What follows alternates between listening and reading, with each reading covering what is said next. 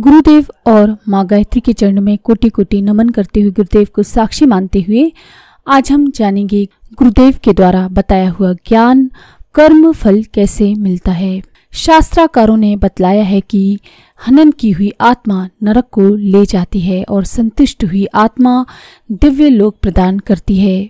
इस कथन ने इस गुत्थी को सुलझा दिया है कि स्वर्ग नरक किस प्रकार मिलते हैं। गरुड़ पुराण में इस संबंध में एक अलंकारिक विवरण दिया गया है, जिसमें कहा गया है कि यमलोक में चित्रगुप्त नामक देवता हर एक जीव के भले बुरे कर्मों का विवरण प्रत्येक समय लिखते रहते हैं।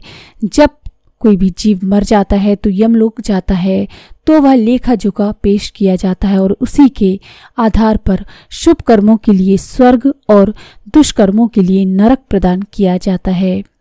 साधारण दृष्टि से चित्रगुप्त का अस्तित्व काल्पनिक प्रतीत होता है, क्योंकि असंख्य प्राणियों द्वारा पल पल पर किए जाने वाले कार्यों का लेखा दिन रात बिना विश्राम के कल्प कल्पांतों तक लिखते रहना एक देवता के लिए बहुत कठिन है। पर आधुनिक शोधों ने इस अलंकारिक कथा में से बड़ी ही महत्वपूर्ण सच्चाई को खोज निकाला है। डॉक्टर फ्राइड ने मनुष्य की मानसिक रचना का वर्णन करते हुए बताया है कि जो भी भले या बुरे काम ज्ञानवान प्राणियों द्वारा किए जाते हैं, उनका सूक्ष्म चित्र हमारी अंतश्चेतना में होता रहता है। ग्रामोफोन के रिकॉर्डों में रेखा रूप में गाने भर दिए जाते हैं।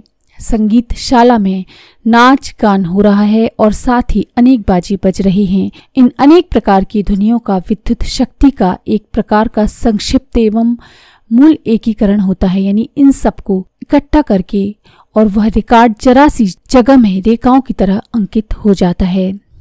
तैयार किया हुआ रिकॉर्ड रखा रहता है, वह तुरंत ही अपने आप या चाहे जब नहीं बजने लगता, वरन तभी उन संग्रहित ध्वनियों को प्रकट करता है जब ग्रामोफोन की मशीन पर उसे घुमाया जाता है और सुई की रगड़ जब उन रेखाओं पर पड़ती है।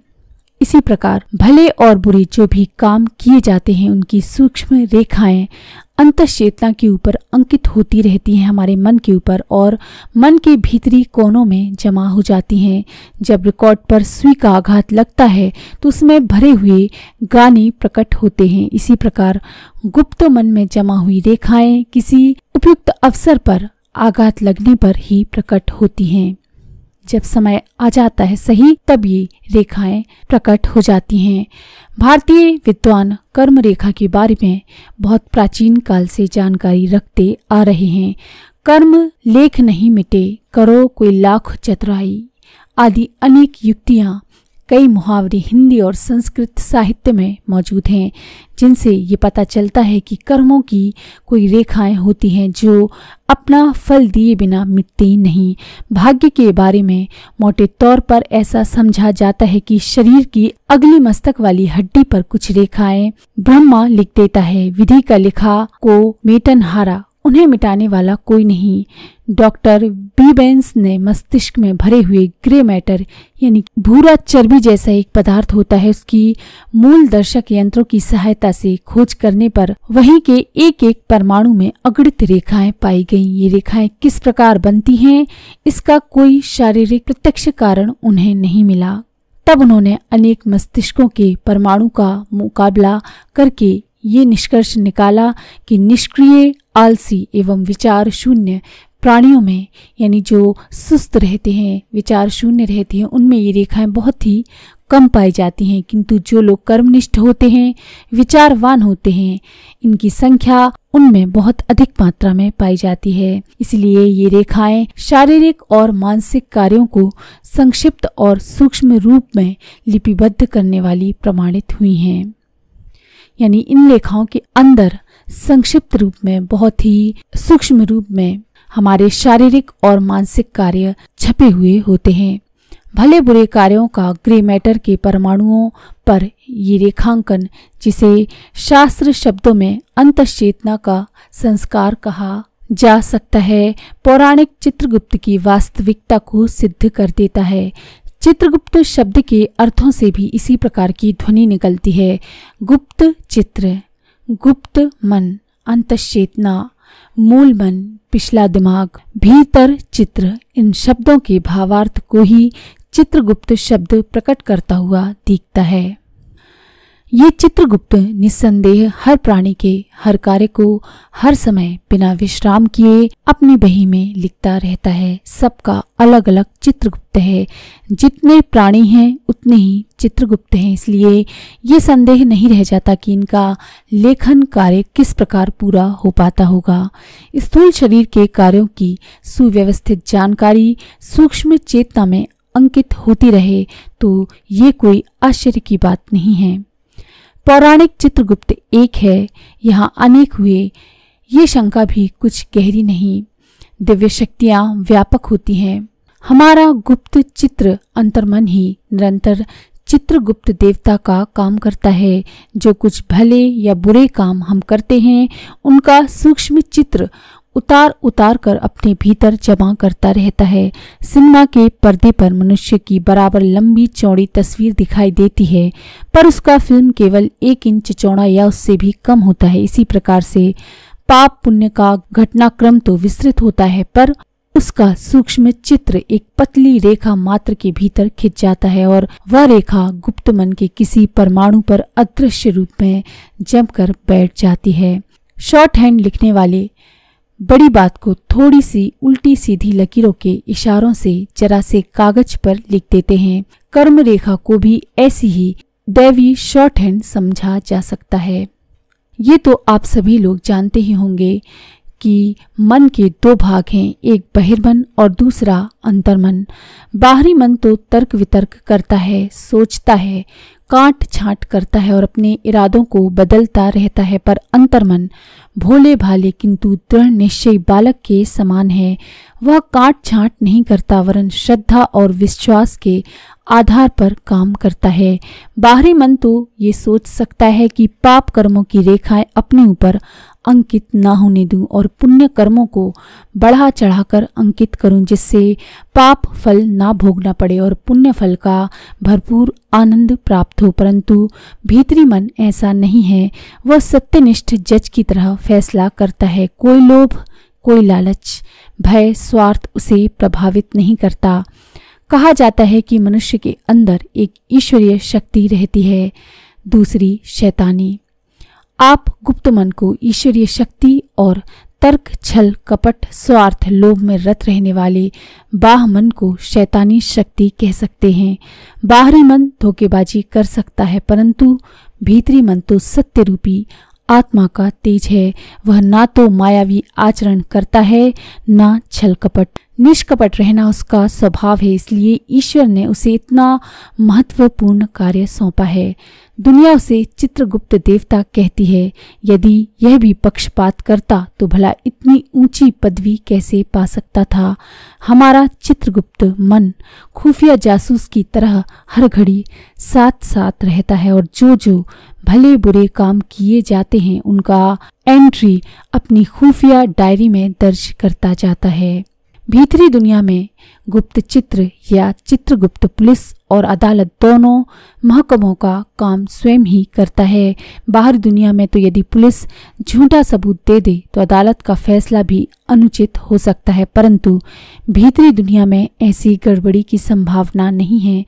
अंतःकरण सब कुछ जानता है कि ये कर्म किस विचार से, किस इच्छा से और किस परिस्थिति में क्यों कर किया गया था। वहां बाहरी मन को सफाई या बयान देने की आवश्यकता नहीं पड़ती, क्योंकि गुप्त मन उस बात के संबंध में स्वयं ही पूरी जानकारी रखता है। हम जिस इच्छा से, जिस भावना से जो काम करते हैं, उस इच्छा या भावना से ही पाप पुण्य का नाप होता है। भौतिक वस्तुओं की तौल नाप बाहरी दुनिया में होती है। एक गरीब आदमी 2 पैसा दान करता है और एक धनी व्यक्ति 10,000 रुपया दान करता है।